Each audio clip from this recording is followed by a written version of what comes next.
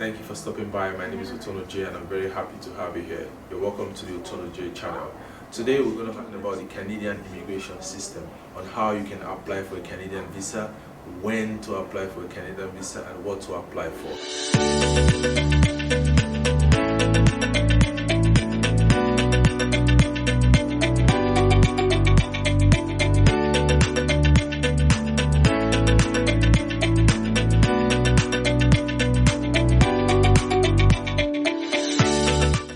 Help us discuss that topic, we have a seasoned and a senior immigration consultant here in Canada that is going to help us unravel the mystery about the Canadian immigration system, tell us of applications that are available right now, and how to make the application system faster for us. So please follow me as I introduce you to Hussein.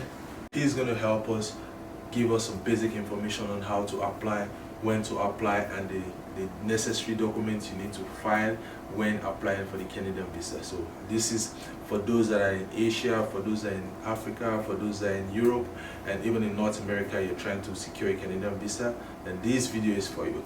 Thank you very much, and let's go and see you soon.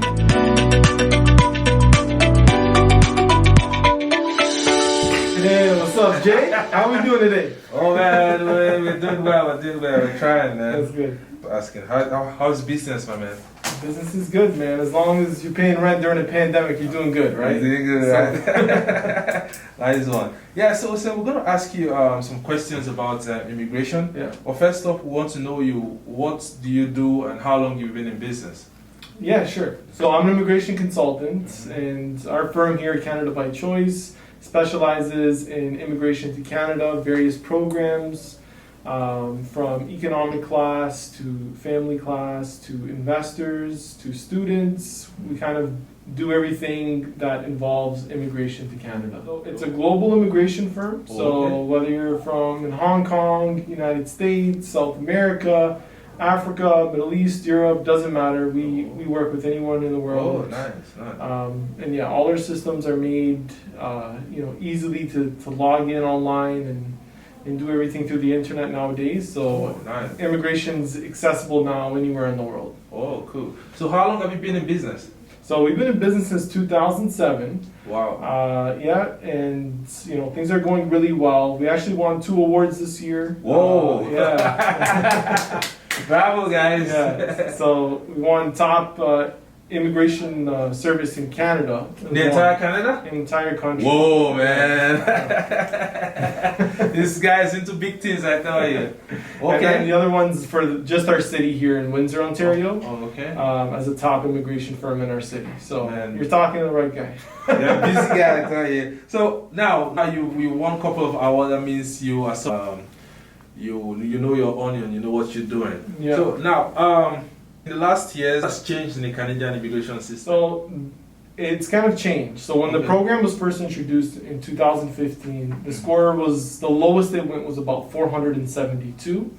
And then the Liberal government was elected, and they obviously were a little bit more pro-immigration. The numbers dropped to about 413 was the lowest. Wow. Which was a huge, obviously significant drop. Now, recently, there's been some developments, now with COVID. The government of Canada decided that they're going to make, their economic recovery dependent on immigration. So now they're increasing the numbers. They were planning to do 350,000 this year. They raised that up to 400,000. Whoa. Yeah. So this is the best time to apply, right? And we're not done yet, because next year it's going to be 450,000 people. So 450,000 people that they're going to be letting that. So they're increasing the numbers a lot. So this is actually a great opportunity for people around the world to actually start the immigration program. Okay. So how many programs do we have now that is open for people to apply for?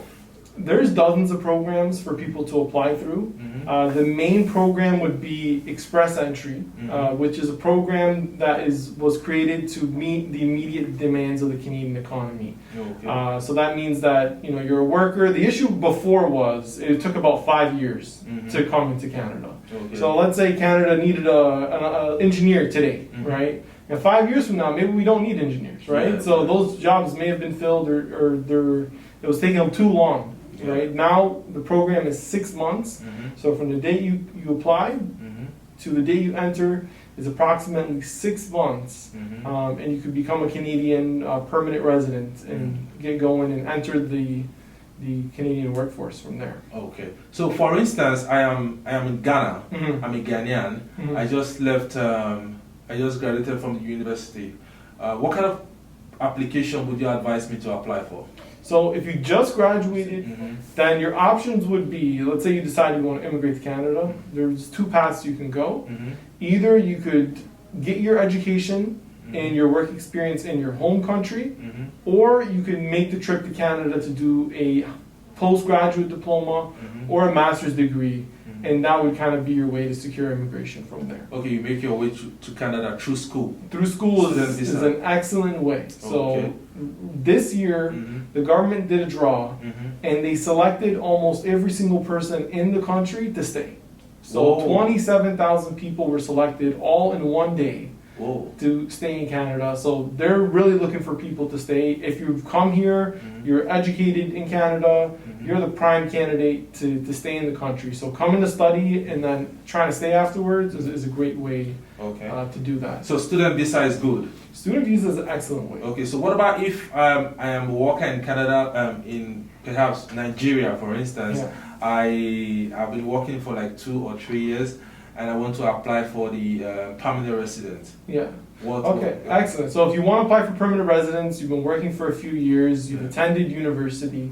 I know that in Nigeria, it's an English-speaking country, which is great because English is obviously one of the official languages in Canada. And involved in the process is a language exam that you would have to do. So you'd have to do the IELTS or the CELPIP. I don't think that's available in Nigeria. They don't have CELPIP in Nigeria. So you'd be doing the IELTS exam there, the general version of it. You'd be getting your education assessed by WES or another recognized institution that assesses degrees. And once you have those 2 in place, you get a letter of reference from your employer, and you could enter the express entry pool. And then they would, so quick explanation, the express entry system is not an immigration program, right? It's a different management system for different immigration programs. So the program that they would qualify for is called the Federal Skilled Worker Program. Okay, so under that program, you need to qualify. You would need to have 1 year of continuous work experience. So with those just 1 year? Just 1 year of continuous work experience. Irrespective of the kind of work you do? So it needs to be in a skilled occupation. So in Canada, we classify these by national occupation classifications or NOC codes, right? So there's NOC A, B, or O. B is for skilled trades. A is for professionals, usually things that require a degree like a teacher or a lawyer or a doctor. And O would be in the managerial profession. So if you're a manager of a bank or any other institution, that's kind of what you would fall under. So as long as you have experience in one of those codes, and you have 1 year of continuous work experience, you would qualify along with the language requirement for that program. So you get a CRS score. And then that would take you to where what we were talking about earlier with the draws and the need for people in Canada. So you're ranked.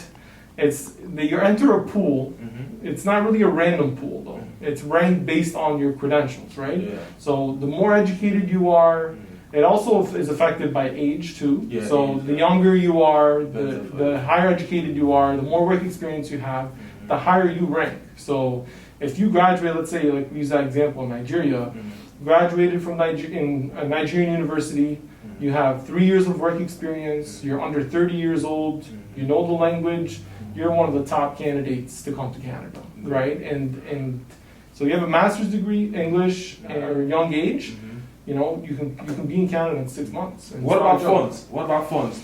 Is there a certain amount of money you should have in your bank account? Yeah, so you need to have a minimum amount of settlement funds, you know, to obviously pay for your ticket, to pay for, you know, to establish yourself in Canada, and that is 6 months. What Canada calculates, we have like a low income cutoff, so what's considered low income. So for one person, it's $13,500, and that would need to be available in your account for you to be able to immigrate, and it increases per family member, not by $13,000, about $3,000 per person.